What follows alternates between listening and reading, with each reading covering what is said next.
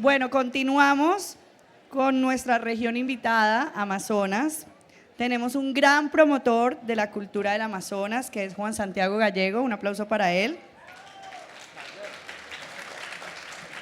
Juan Santiago estudió cocina y realizó una pasantía en el restaurante de la reconocida chef Leonor Espinosa y tuvo la oportunidad de participar como voluntario en un proyecto en el Amazonas. 4 años después diseñó un modelo de negocio singular con el que se ha propuesto hacer lo que él sabe, cocinar, pero también divulgar la cultura indígena amazónica a través de sus sabores. Creó el proyecto gastronómico La Chagra, Curacá, Juracup, Bardenadie, proyectos que surgen de la curiosidad, el aprendizaje y la pasión de Juan Santiago. Con ustedes, uno de nuestros invitados especial, bienvenido. Sí, está. Sí, ahí sí, me escucha. Bien. Bueno, muy bien. Primero que todo, muchas gracias por la invitación. Estoy apenas conociendo Popayán, muy bonito. Vamos a empezar por el comienzo porque no tiene sentido hablar del resultado sin el origen. Entonces, para hablar del proyecto gastronómico La Chagra, primero vamos a hablar de un lugar muy especial, que de hecho es el invitado de este año, el departamento de Amazonas y muy puntualmente el municipio de Leticia, el municipio más grande del departamento de Amazonas. Entonces, vamos a hablar un poquito de la historia de Leticia, que me imagino que la mayoría de ustedes no la conocen muy bien. Leticia, ya saben que está en el extremo sur de nuestro país. Durante muchos años fue un lugar muy olvidado por el epicentro político del país. Por tal razón, llegamos a perder en determinado momento muy buena porción de Amazonas. Incluso hace más de 100 años, casi 100 años, hubo una pequeña guerra con la cual logramos recuperar a Leticia. Después de esto, los episodios más importantes que han pasado en esta parte sur del país, creería yo que son la bonanza del caucho, obviamente que está muy respaldada por la revolución industrial y por la Primera Guerra Mundial, cuando se inventan el primer automóvil, que empieza la demanda de caucho. Esto fue algo que obviamente impactó mucho económica y culturalmente la región. No sé si de pronto llegaron a leer algo de La Vorágine, José Eustacio, bueno. La historia de las etnias indígenas de esta parte del país se divide antes y después del conflicto cauchero, ¿sí? Porque cuando llega el caucho aíslan a los jóvenes de los adultos y, entre comillas, se pierde muy buena parte de la tradición indígena. Después de esto se viene un escándalo, luego empiezan a exportar los árboles de caucho a Asia, la demanda de caucho en Latinoamérica comienza a disminuir y afortunadamente el conflicto también. Y también hay un par de escándalos, hay otro libro que se llama El Libro Rojo del Putumayo. Me imagino que también han oído hablar de un lugar muy importante que fue el epicentro del conflicto cauchero, que fue la Casa Arana, que era un punto de encuentro donde llegaba el caucho de todo Colombia, de Putumayo, de Leticia, de todas partes. Bueno, entonces ese es uno de los episodios más fuertes de la Amazonía y luego ya llega otro conflicto, que es el conflicto armado, que es algo más actual, que todavía lo estamos sufriendo. Y el conflicto armado obviamente pues está financiado por el narcotráfico. El narcotráfico y el conflicto armado también es algo que impacta también notablemente la cultura indígena. Y pues ahora lo último ya la globalización, que la globalización pues no sé, no solamente en Amazonas, es algo que tiene muy afectada a la cultura indígena. Entonces, bueno, yo comienzo, como le dijeron ahorita al inicio, Conocí Amazonas hace 14 años, desde niño me llamó mucho la atención. Mi pasión por el Amazonas comenzó más o menos a los 5 o 6 años. Me regalaron una película, un video de Amazonas, y yo no recuerdo cuántas veces vi este video, yo creo que más de unas 100 veces. Quedé tan impactado que siempre fue como un sueño, pero es que el país y el Amazonas no es lo que es hoy. El Amazonas antes era muy difícil, ir al Amazonas era muy complicado.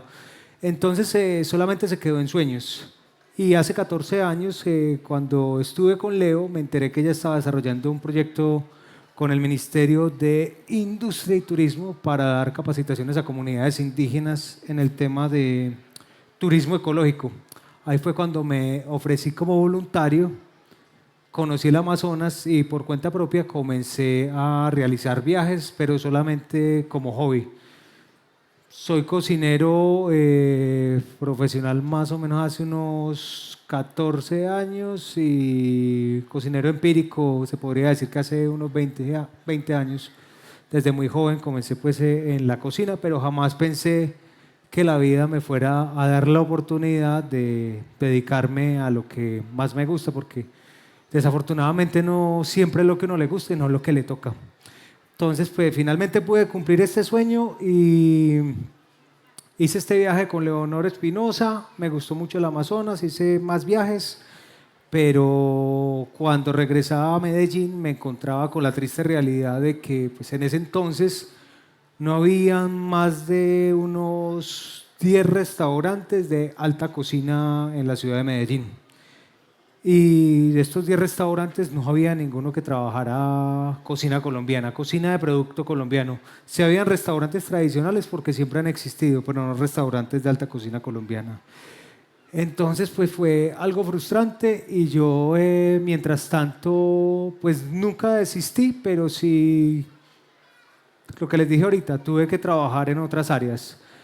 Comencé con un bar, tuve un negocio de comidas rápidas, llegué a vender celulares, estuve en muchos trabajos. Y finalmente, hace poco más de 10 años, se me presentó una oportunidad de negocio muy buena dentro de un restaurante. La dueña del restaurante solamente tenía una petición y era crear un concepto de un proyecto que fuera totalmente original y diferente. No quería nada similar a lo que se estuviera haciendo en Medellín. Entonces yo le hice un par de propuestas, entre esas un negocio, pues no tan especializado como la chagra, pero es un negocio que tuviera cierta influencia amazónica. Entonces pues así fue como se pasó la propuesta. La propuesta gustó bastante, bastante innovadora por no decir que atrevida. Y el 4 de agosto del 2014 comencé con el proyecto. Fue algo totalmente nuevo para mí porque hay algo muy diferente. Una cosa es uno ir a Amazonas a pasear, a compartir con comunidades indígenas y otra muy distinta es hacer negocios. Entonces fue un proceso de aprendizaje para mí, para las comunidades indígenas y también para los comensales. Hace 14 años en la ciudad nadie conocía los productos de Amazonas. Incluso habían clientes que decían que en Colombia no había Amazonas, que el Amazonas estaba en Brasil. El desconocimiento era total. Entonces, pues obviamente yo sabía que se me venía una labor bastante exigente, titánica. Y fui inteligente, a veces fui muy atrevido. Y pues bueno, una cosa llevó a la otra, ¿sí? Comencé a introducir los sabores del Amazonas paulatinamente. Cuando la chagra inició, lo único que tenía amazónico era el letrero, porque era un restaurante con un producto muy foráneo, con tapas, con sangrías, con ceviches. Y poco a poco fui introduciendo los productos de Amazonas. El copo azul lo fui mezclando con productos que fueran fáciles para el público paisa. Yo soy paisa, toda mi familia es paisa, pero nosotros somos absolutamente herméticos como cultura. Somos una cultura muy difícil. Entonces yo era consciente de eso. Conozco muy bien a mi familia y ya sabía lo que se me venía. Entonces fui muy dinámico y empecé a hacerlo paulatinamente. Los sabores que yo veía que no gustaban, pues los iba retirando y así me fui durante el primer año. Luego del primer año, bueno, ya tomé la decisión de independizarme, me fui para un local propio en otro sector de la ciudad. Para los que conocen Medellín, en el Poblado, exactamente en Provenza, que en estos momentos es la zona rosa, que en ese entonces todo el mundo me decía que me iba a quebrar porque Provenza era un lugar X. Y pues nada, fui uno de los pioneros de ese sector de la ciudad y también pues de el concepto y el producto y exponente de la cultura de Amazonas. Entonces, cuando di este salto, obviamente la propuesta iba a ser más exigente porque yo ya no iba a estar dentro de un restaurante, porque yo antes estaba dentro de un restaurante que ya tenía una trayectoria de 20 años, entonces eso para mí en ventas era una ventaja muy grande porque ya me llegaban los clientes. Allí ya estaba solo, con un concepto totalmente nuevo y en ese entonces todavía no había turismo en la ciudad de Medellín y Provenza era muy frío. Entonces comencé, cometí un breve error que me llevó a la primer quiebra con la chagra. Yo me he quebrado muchas veces con muchos negocios de cocina. Mi primer quiebra fue con unos dulces que hacía. Yo empecé a hacer dulces en el colegio de los 13 años. Era muy joven, muy inmaduro y me iba muy bien. Entonces me gastaba toda la plata en rumba. Y la segunda quiebra fue en un negocio de comidas rápidas y la tercera quiebra fue en el bar, un bar que tuve. Y ya luego llegó la chagra y con la chagra la primera quiebra que tuve fue por cuando hice el cambio de local, porque mi concepto se volvió totalmente tradicional. Como me estaba yendo bien con lo que venía haciendo, dije, no, vamos a dar un salto y ahora vamos a hacer cocina completamente autóctona. Entonces en el menú yo tenía un amigo, un gran amigo, que fue una de las personas que más me ayudó en mis inicios en Amazonas y con el proyecto La Chagra, que era Pablo Napuche. Él lastimosamente murió en pandemia. Él me colaboró mucho cuando estaba comenzando, cuando me trasladé. Hicimos una carta muy chévere en la cual teníamos desde patarascas, casabes, teníamos mazamorra, piraña, teníamos cualquier variedad de productos tradicionales de la cocina indígena.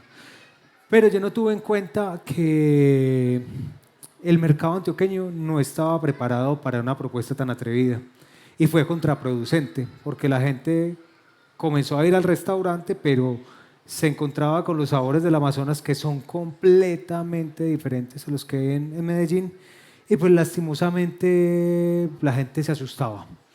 Entonces, finalmente yo estaba tan quebrado, tan endeudado, que en el 2016 la chagra ya tenía fecha de cierre porque ya la deuda era impagable. Y por ese entonces fui tan de buenas que se firman acuerdos de paz y se viene una ola de turistas impresionante en la ciudad. Fue un incremento del 300% en turismo. Entonces, cuando yo vi esta alza en ventas y que el público extranjero estaba dispuesto a degustar de estos platos, yo refinancié los créditos y las deudas que tenía y decidí darle una oportunidad más a la chagra. En esta oportunidad recibí los consejos de los mismos comensales, de los turistas, y era que querían un concepto un poco más refinado, con unas presentaciones mejor elaboradas, con unos sabores más balanceados. Y pues yo creo que uno en la vida tiene que recibir consejos. Uno tiene que ser atrevido y tiene que ser terco, pero tiene que saber medir los límites porque, como le he dicho siempre, existe una realidad financiera y quebrarse a veces es muy bueno porque hace parte del proceso, pero créanme que quebrarse muy seguido tampoco es tan chévere, no es tan sano y se puede meter uno en problemas. Entonces, bueno, tomé el consejo de unos españoles que me dijeron, les llamó mucho la atención porque yo salí a hablar con ellos, así como lo estoy haciendo con ustedes. Les conté historias, les hablé sobre el producto, experiencias en Amazonas y me dijeron, Santiago, lo que tú tienes que hacer en este restaurante no es vender comida, sino vender esas experiencias y ese conocimiento que tú tienes de Amazonas a través de un menú. Te sugerimos que estudies el esquema de experiencias de menú de degustación y plantees algo alrededor del conocimiento que tienes. Y de esta manera fue como comencé a estudiarlo y planteamos el primer menú de degustación de la chagra.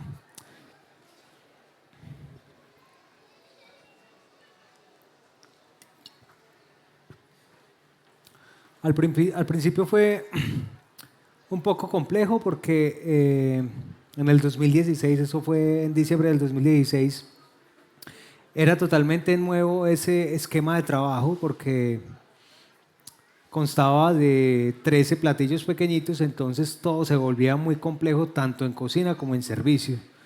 Y nosotros también teníamos platos fuertes y una cocina muy pequeña y muy pocos fuegos. No estábamos preparados estructuralmente ni teníamos la experiencia para hacerlo. Entonces, pues obviamente al principio metimos muchas las patas, tuvimos muchas quejas por parte de comensales, pero poco a poco fuimos perfeccionándonos y aprendiendo y lo más importante de todo, pagando deudas, que las deudas en los restaurantes son muy delicadas. Entonces, bueno, lo que ustedes van a ver ahorita a continuación es el resultado de la evolución del menú. Es como estuvo hasta hace unos 4 meses, porque en estos momentos ya tenemos un nuevo menú y ya estamos creando el menú del 2025. ¿Qué fue lo que yo tuve presente antes de empezar con este menú y con la chagra? Yo cuando conocí el Amazonas siempre me llamó mucho la atención, pero cuando lo conocí me enamoré absolutamente. Y cuando empecé a investigarlo y a compartir con las comunidades indígenas, me di cuenta de muchas de las problemáticas que habían allí. Y yo dije, pues hombre, uno a la vida tiene que venir con un propósito, no solamente hacer negocios y hacer dinero.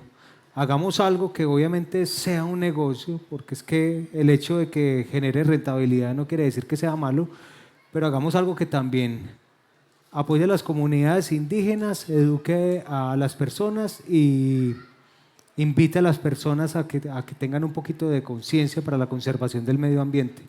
Por eso la chagra, pues en este orden de ideas, se convierte más que en un restaurante, en un proyecto pedagógico, en el cual a través de los alimentos, tomando a los alimentos como herramientas, comenzamos a explicarle a los comensales los datos más relevantes del Amazonas.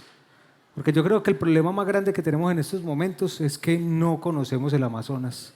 Si conociéramos el Amazonas, no lo trataríamos de esta manera. Entonces, básicamente eso es lo que yo hago. Vamos a dar inicio entonces. Esta es la presentación. Esta información que ustedes ven acá a continuación es información a la cual tiene acceso cualquier cliente que va a la chagra, porque esto está publicado en una página. Y adicional a esto, a los clientes, esto es para que vayan siguiendo el menú paso a paso. Cada que les llevan un platillo, ellos pueden ir viendo esto por si de pronto se les olvida algo. Una de las sugerencias de los clientes era que les parecía muy interesante, pero como era tanta información y tan nueva y términos tan complejos, se les olvidaba absolutamente todo. Entonces, por esa razón hicimos esto, para que la gente se pueda llevar a sus casas esto, repasarlo, compartirlo. Y adicional también se les da un kit, el kit de sabores y saberes. Entonces la gente es feliz porque se lleva para Europa, para Asia, Macambo, Tucupí, Huevas de Toro. Entonces es bastante dinámico. Bueno, la introducción, un viaje gastronómico al Amazonas por medio de más de 60 sabores. Es uno de los proyectos con más variedad de productos de Amazonas. Tenemos más de 60 en el menú y otros 10 en el maridaje. El maridaje es lo que acompaña el menú. El maridaje está elaborado a partir de plantas y frutos de Amazonas con diferentes tipos de técnicas. Entonces, bueno, cada paso tiene como objetivo compartir con el comensal conocimientos básicos sobre el bioma y sus culturas. Yo en el restaurante quiero plantear sabores, presentaciones y conceptos que sean básicos, que sean sencillos, porque allá va cualquier tipo de personas. No solamente van científicos y antropólogos, sino que va cualquier tipo de personas. Entonces quiero hacer algo que sea fácil para que la gente no se desmotive, que eso es muy importante. Bueno, Vamos, antes de iniciar, hoy no viniste simplemente a saciar tu paladar, los alimentos sagrados son proveídos directamente desde las huertas indígenas. Ustedes saben qué es la chagra. La chagra más que una huerta tradicional, más que un sistema de policultivo indígena, ese para mí es la conexión que tiene el hombre indígena con la naturaleza a través del alimento. La chagra tiene una particularidad y es que es muy bonita. Uno cuando va al Amazonas y le presentan por primera vez una chagra, uno piensa que, uno dice, no, pues esto es un rastrojero, esto es monte. Y resulta que no. Cada planta, cada árbol, cada tubérculo está ubicado de manera estratégica para que entre ellos se protejan. Entonces yo diría que la chagra es un sistema de policultivo inteligente tradicional. Para mí eso es la chagra y también espiritualmente la conexión con la naturaleza. Entonces, bueno, retomemos. Chagras han sido estudiadas y transformadas para crear una excelente experiencia sensorial y sanadora. Creemos firmemente que no hay una manera más, esta frase es mía, creemos firmemente que no hay una manera más dinámica de hacer cultura que a través de los alimentos que la representan. Muy bien. En las culturas indígenas, la relación y el buen uso de la naturaleza son esenciales para la supervivencia y la curación de enfermedades físicas, mentales y espirituales. Los brebajes elaborados con plantas de poder han sido utilizados para la protección y curación. Ustedes ya saben el uso la importancia que tienen el uso de la botánica en el mundo. Casi un 40% de los insumos para las farmacéuticas salen de Amazonas. Y las principales expediciones que hicieron fueron botánicos. Y el interés, pues créanme, que no era ni conocer ni apoyar a las comunidades indígenas, era robarles el conocimiento, porque eran los médicos tradicionales, los mal llamados chamanes, son científicos. Saben, tienen total conocimiento de toda la botánica. Tienen planta para cada maleficio, para cada enfermedad. Entonces, eso es súper importante. Muy buena parte de los bebedizos de chagra están elaborados con plantas de poder. Bueno, antes de iniciar la experiencia, pediremos permiso a la Pachamama para disfrutar de esos alimentos sagrados. Listo. Siguiente, por favor.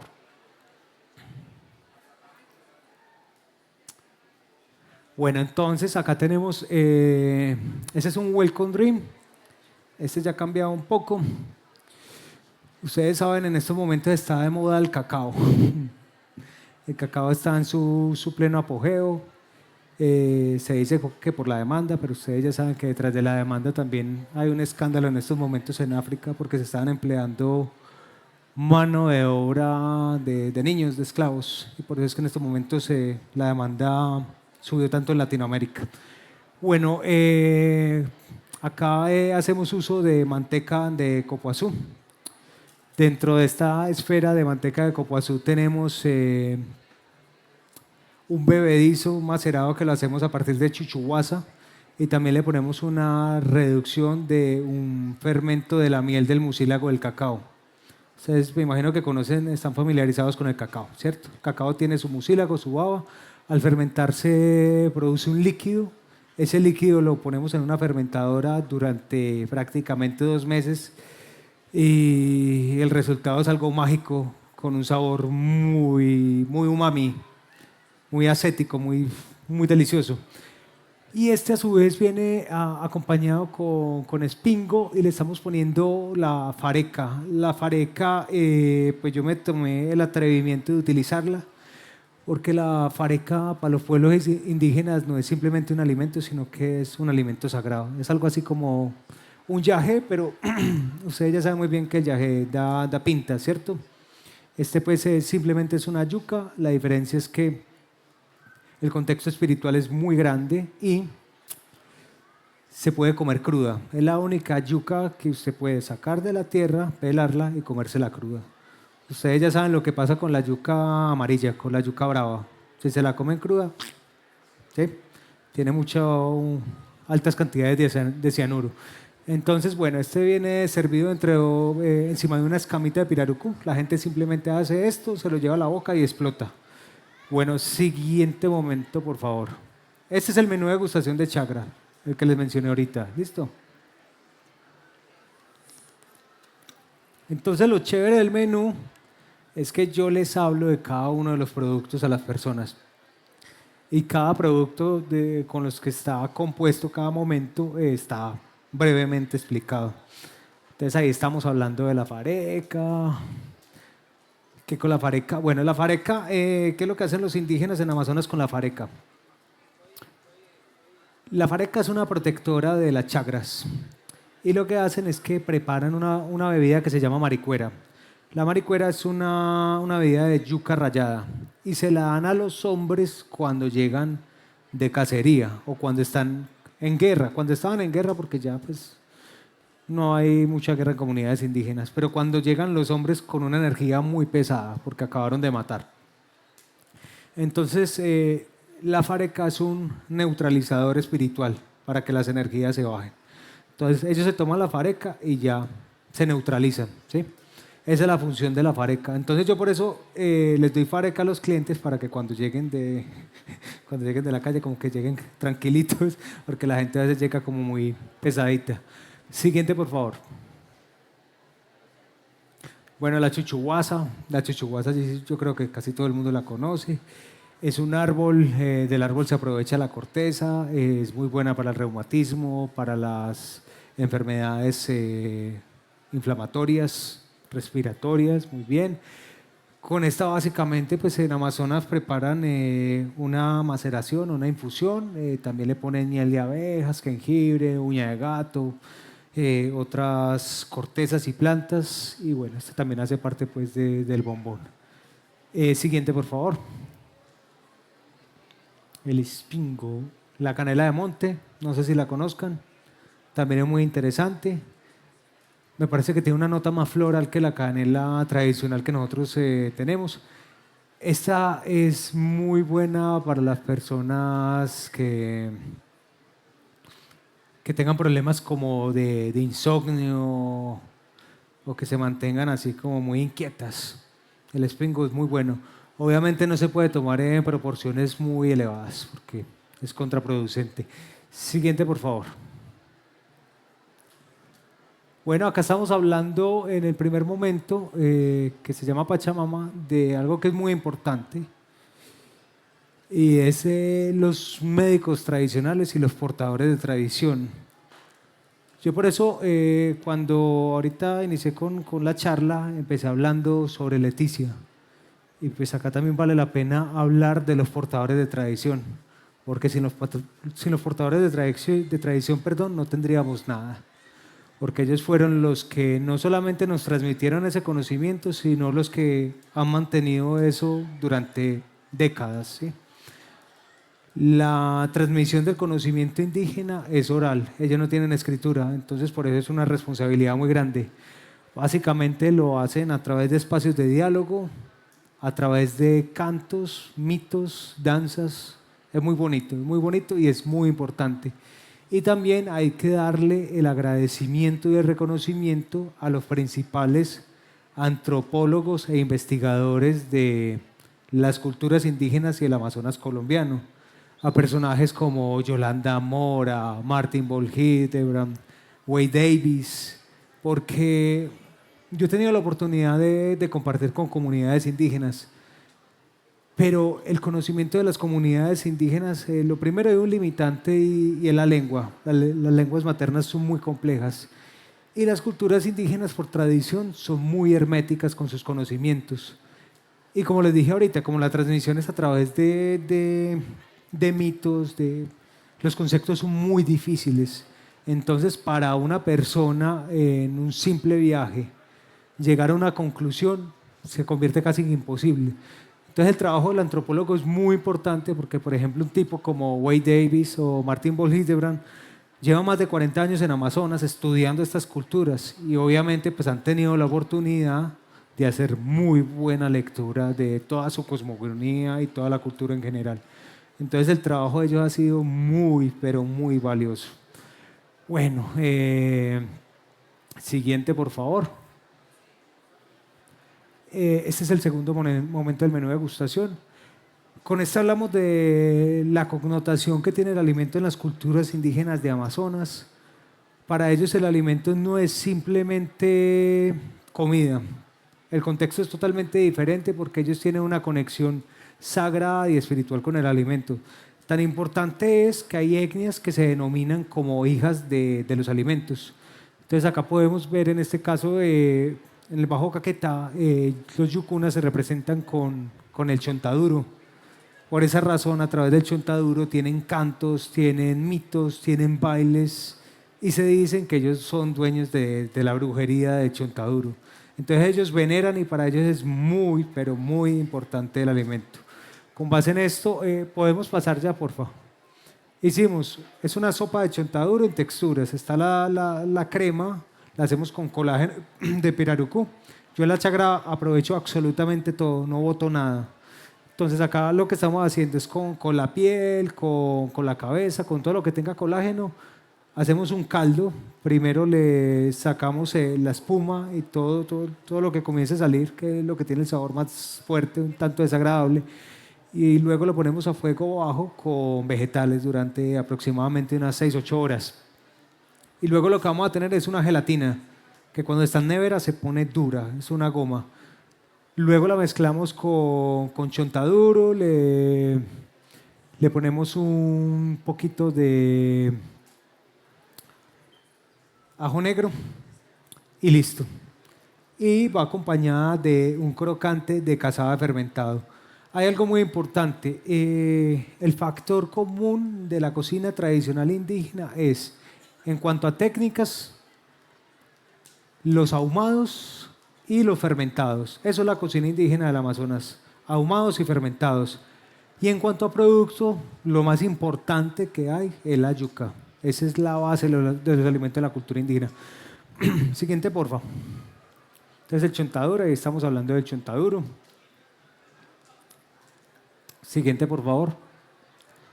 Esta es la lengua de pirarucú, del cual eso también es utilizado para repostería. De ahí se puede extraer la gelatina. Con eso también hacemos postres. Siguiente.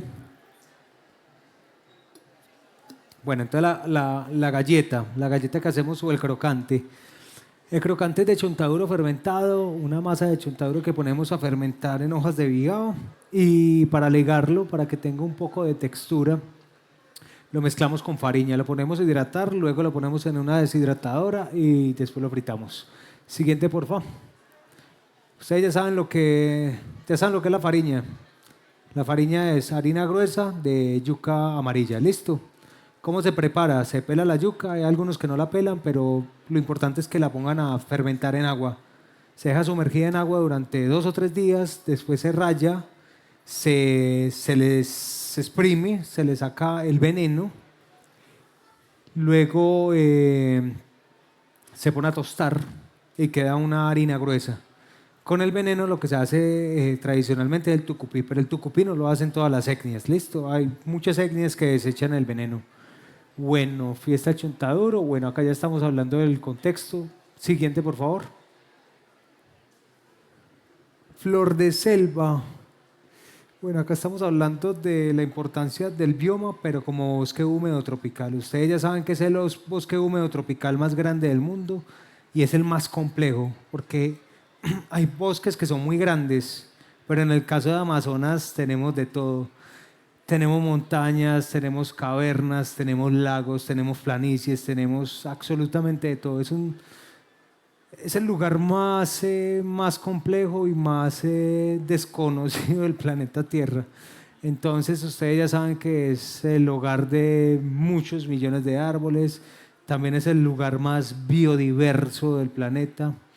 Y pues ya saben la función que en estos momentos se cumple, que es protagonista y clave en la mitigación del cambio climático.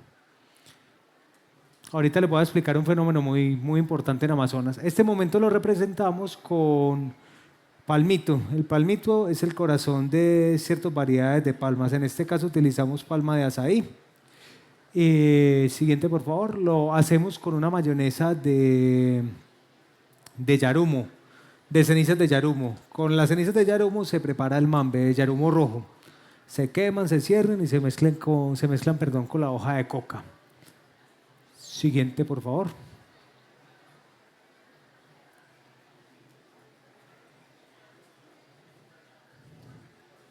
Siguiente, muy bien.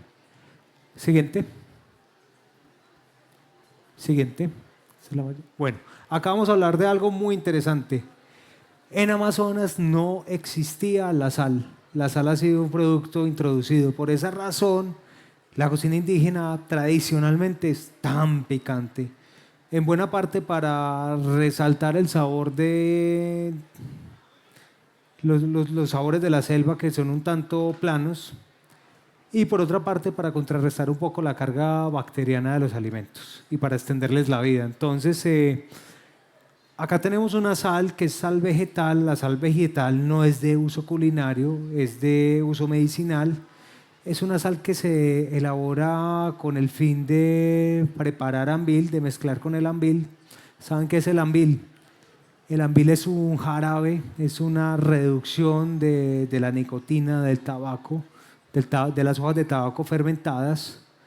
Después de que se tiene este melado de tabaco, se mezcla con la sal. Dicen los abuelos que hay cerca de 27 variedades de plantas de las cuales se pueden extraer sales. No de cualquier planta se puede extraer sal, o de cualquier árbol. Ojo con esto porque son malos árboles que son tóxicos. Entonces hay 27 variedades de plantas. En este caso utilizamos sal de espina. Sal de espina dicen que es una de las más sabrosas. Básicamente lo que se hace es que se selecciona, se queman, se toman las cenizas, se ponen en un embudo y se comienzan a gotear con agua caliente. Comienza a caer el agüita y se pone en un blandor a cocinar. Un blandón es una paila de barro. Se ponen a cocinar hasta que pues, hierve, se evapora todo el agua y queda todo el mineral de la planta. Eso es lo que se mezcla con el jarabe de tabaco y eso es ambil. Luego se mezcla con una baba para darle consistencia, que la baba puede ser de macambo, de maraco, o hay otra planta que se llama cola de lobo, con ese es con el que queda más rico. Pero en este caso estamos utilizando la sal de monte para resaltar los sabores de este platillo, para mostrar como la versatilidad. Siguiente, por favor. Siguiente. Bueno, enigma.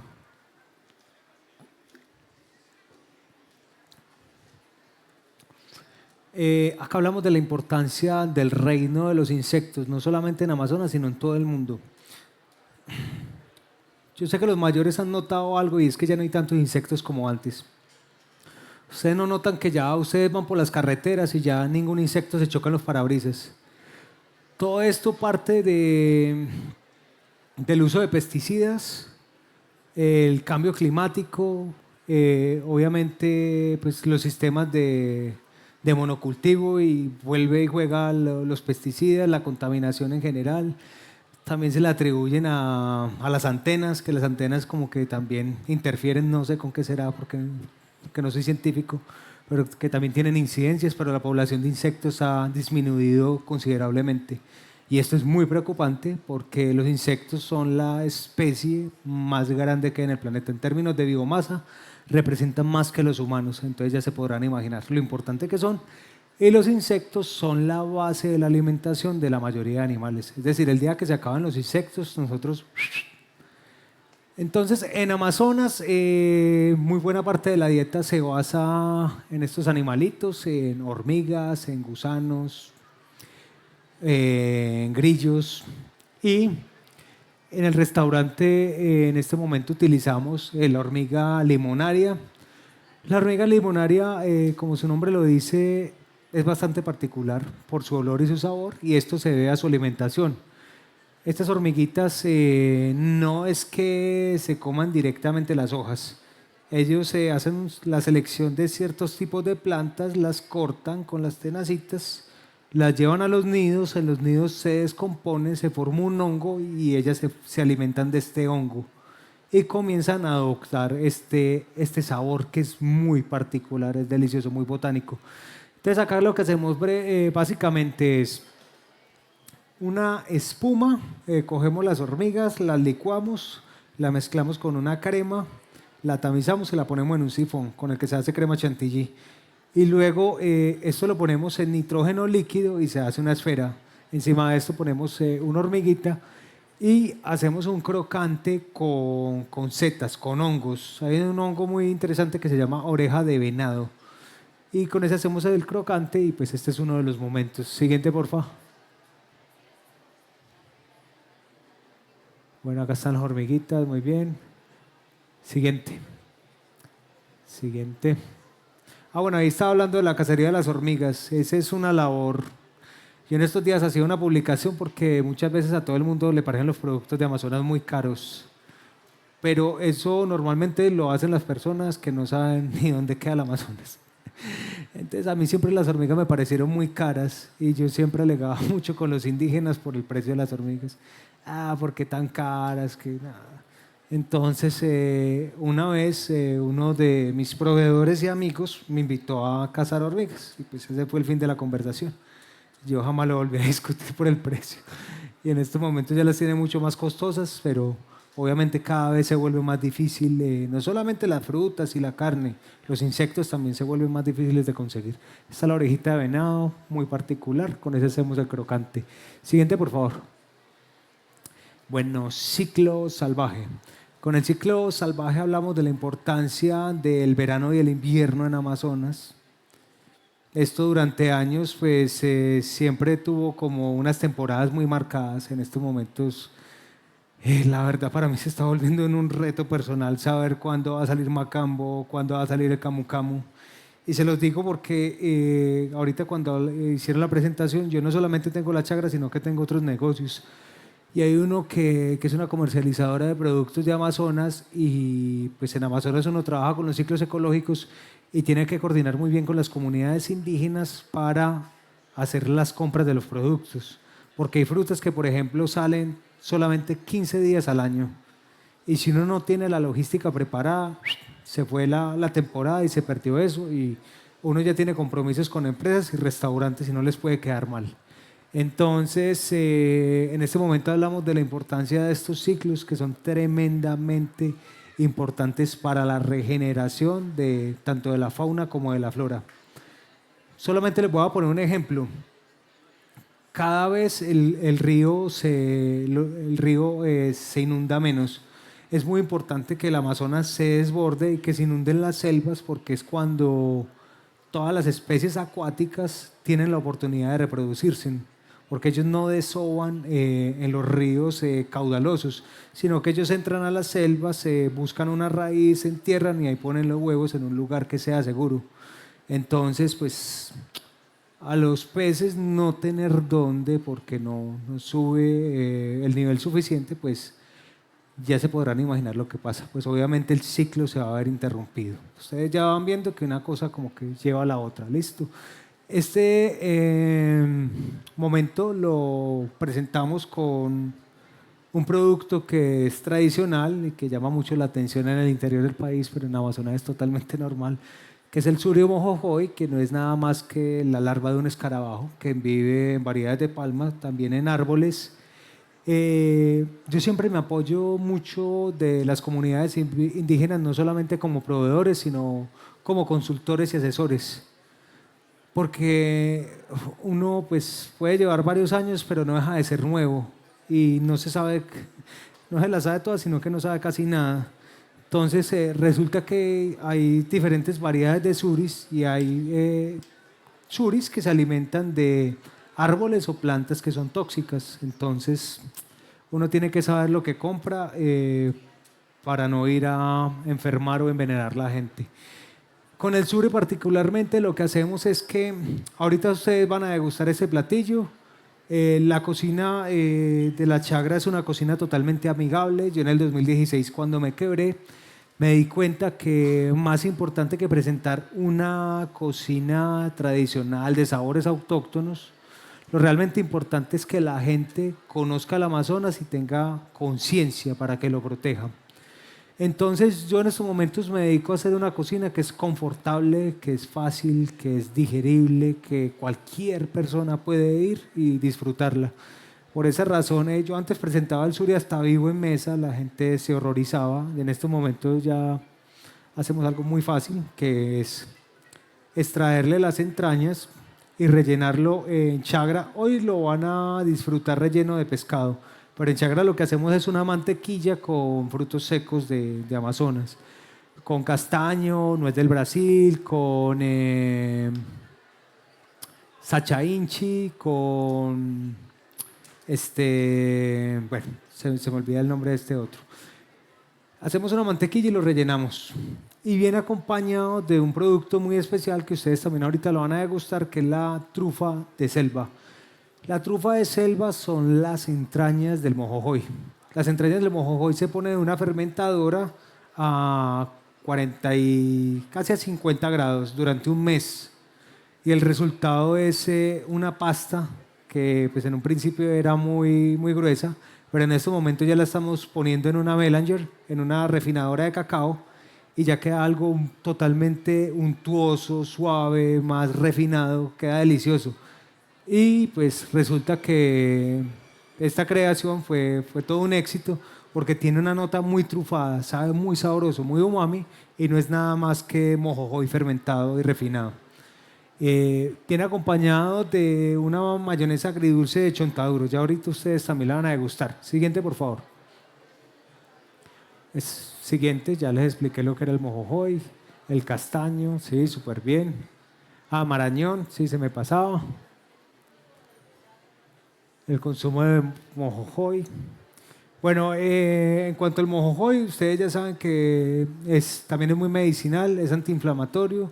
Lo utilizan normalmente para quemaduras, para cicatrices, para gastritis, para asma. Con el mojojoy hay una problemática en estos momentos muy seria, y es que ustedes saben que cuando comienzan a haber negocios, cuando comienzan a haber demanda, la gente comienza a hacer cualquier cosa por plata. Entonces el mojojoy proviene principalmente de las palmas. Entonces en estos momentos hay una problemática porque los indígenas están tumbando a las palmas sanas para que se pudran y se llenen de mojojoy y obviamente venderlos. Entonces en estos momentos, para yo mitigar esta problemática, desde el 2019 hicimos un programa de reforestación y principalmente yo me concentro en las palmas. Las palmas tienen una función súper importante en Amazonas porque son las que más atrapan agua. Donde hay palmas, donde hay un cananguchal, hay mucha agua, pero mucha agua. La función es muy importante, entonces quiero poner este ejemplo porque yo tuve una época en la que fui muy ambientalista, pero así extremista. Y ningún extremo en la vida es bueno. Entonces tenemos que tener claro, que somos humanos y que cualquier acción que nosotros hagamos va a tener un impacto ambiental. Lo que nosotros debemos de procurar es porque este impacto no sea muy alto y tratar de mitigarlo. Y una de las maneras de mitigarlo es a través de la reforestación de plantas o la repoblación de especies. Obviamente en Chagra no utilizamos animales pues, de fauna salvaje ni carne de monte porque eso está prohibido en Colombia. ¿Listo? Entonces, bueno, Sacha Inch, muy bien. Siguientes, por favor. Bueno, manguaré, muy bien. Con el manguaré, en este momento, la chacra tiene algo muy bonito y es que yo mismo he creado el menaje. Me gustaba mucho el arte de la alfarería y las artes plásticas. Desde niño estuve en Bellas Artes, pero me retiré porque lastimosamente pues en ese entonces pensaba que el arte no daba plata y terminé algo peor que la cocina, que es mucho más complejo, pero siempre me ha gustado mucho el arte. Traté de buscar un proveedor que me diseñara el menaje, pero como que no me captaba la idea y lo volví a retomar con un maestro de artes plásticas y pues ahí hicimos un menaje que era como muy acorde a los conceptos de cada momento. Entonces el manguaré, no sé, las personas que hayan ido al Amazonas son, por así decirlo, unos tambores ancestrales tradicionales que tienen en algunas etnias. Está el macho y la hembra y más que los tambores son un sistema de comunicación entre comunidades indígenas. El manguaré tiene una particularidad y es que el sonido tiene un rango de alcance de hasta 10 kilómetros, entonces con ellos se podían comunicar entre comunidades indígenas. Si había una reunión, si había una emergencia. Bueno, muy bien. Y el momento lo estamos representando con la carne de cacería, en estos momentos con cerdo. El cerdo ahora lo estamos haciendo curado lo ponemos a madurar en tucupí y le hacemos una sal súper interesante. Viene acompañado de un cilindro de casabe. Ya les dije ahorita, la yuca, lo que es la yuca, la fariña y el casabe son la base de la alimentación de los pueblos indígenas. Son importantísimos. Y dentro de este cono, de este timbal, tenemos una crema de queso siete cueros del Guaviare con una hormiga. Esto no es una hormiga particularmente, le dicen hormiga, pero es una termita. Es la hormiga cabezona. Me imagino que también la conocen. Bueno, la hormiga cabezona la ponemos en una salmuera con tucupí y después la deshidratamos. Siguiente, por favor. El tucupí. Tucupí es un productazo que en estos momentos se conquista cocinas europeas. La gente está muy loca con el tucupí porque es umami puro, sabe a leña y es que utilizan toneladas de leña para su elaboración. No es nada más que lo que les expliqué ahorita en el proceso de la fariña. Después de la 5 minutos. Bien. Después de la preparación de la fariña, con ese caldo lo ponen a fermentar y a reducir. Y este es el resultado. Eso es delicioso. Siguiente, por favor. Siguiente. Este es un lulo, el manguaré, los tambores. Muy bien. Siguiente. Siguiente. Siguiente, jauticaba, deliciosa. Primitivo, otro de los momentos. Con él queremos hablar de la patarasca, de las técnicas ancestrales. La cocina indígena es una cocina de supervivencia. Entonces acá mostramos cómo el indígena antiguo se adaptaba a la selva. En este caso tomaba como herramienta principal elementos como las hojas. Hay más de 50 variedades en las cuales se pueden envolver proteínas y cocinarlas directamente en el fuego, en las brasas. Muy bien. El siguiente, por favor. Les voy a decir algo que la gente en Colombia cree que el pescado más importante de Amazonas es el pirarucú. El pescado más importante de Amazonas son los bagres. El bagre es el pescado más importante. En Colombia es muy poquito pirarucú. Y muy buena parte del pirarucú que hay se está cultivando. Y si es de hábitat salvaje, se trae de Brasil. Pero en Colombia hay muy poquito pirarucú. El pescado realmente importante son los bagres, que tenemos toda una familia súper amplia de bagres y son deliciosos. Hay que saberlos preparar. Siguiente, por favor. Siguiente, siguiente. Selva inflada es un momento muy bonito, habla de la globalización y los efectos que ha causado en las comunidades indígenas. El momento está inspirado en un documental que presentaron por Señal Colombia hace 7 años, en el cual mostraban los casos de suicidio de Baupés. Todo por la depresión, por el contraste y el choque de culturas. Acá hacemos un pirarucú laqueado con una espuma de tucupí. Siguiente, por favor. Muy bien, el pirarucú ahí está, súper bien, excelente. Selva inflada, Muy bien, siguiente. Río Triste, este es súper importante. Río Triste habla de la problemática ambiental más seria que hay en la actualidad en el Amazonas y tiene una frase muy bonita que dice: solo hasta que el último río esté envenenado y todos sus peces muertos entenderemos que no podemos comer oro. Anualmente son utilizadas más de 300 toneladas de mercurio para la extracción ilegal de oro en Amazonas. Mercurio que está en las aguas, que desembocan en mares, que contaminan a toda la fauna acuática, que finalmente termina en nuestros estómagos. Entonces, con este momento, lo que quiero invitar a las personas es que a que reflexionen y vean el verdadero oro de Amazonas, que el verdadero oro es el cacao. El cacao es importantísimo y ustedes ya saben la calidad de cacao que tenemos en nuestra Amazonía. Siguiente, por favor. Macambo, otro productazo, el copoazú, otra variedad de cacao, Teobroma bicolor. Muy bien, siguiente, siguiente. El chocolate lo estamos elaborando nosotros mismos con ayuda de Cristian Troches, que ya creo que ya lo conocen. Huevas de toro, un productazo. Es un fruto que produce una miel, se fermenta y se reduce y es mucho más rica que el melado de panela. Siguiente, por favor. El azaí, ya lo conocen. Siguiente, siguiente. Siguiente. Bueno, ñu. Ñu, acá se habla de una tradición popular en la cultura muruy. Compartir palabra a través de los bambeos. El bambeo es una medicina tradicional elaborada a partir del polvo de hoja de coca mezclado con cenizas de yarumo. Acá estamos haciendo una arena de castaño y fariña con una quenel de helado de copoazú y un gel de camu camu con cacao de copoazú encima y mambe.